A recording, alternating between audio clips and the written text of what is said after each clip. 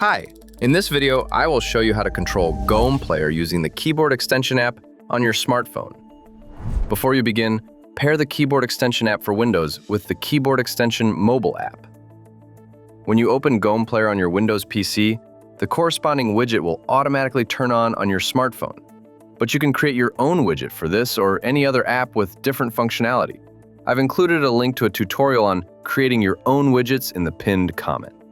With the keyboard extension, you can start and pause playback without using a keyboard or mouse.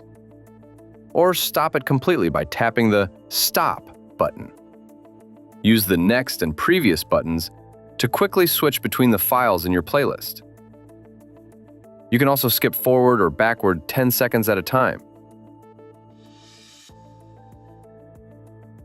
Or specify a specific timecode. Control playback speed. Or reset the speed to the default setting with a single tap. Adjust the volume. Or mute the sound completely. The keyboard extension lets you quickly turn subtitles and the playlist on and off.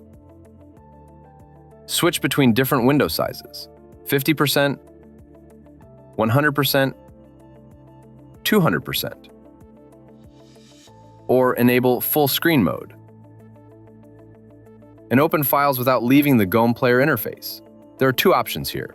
Open a file from your PC or enter its URL.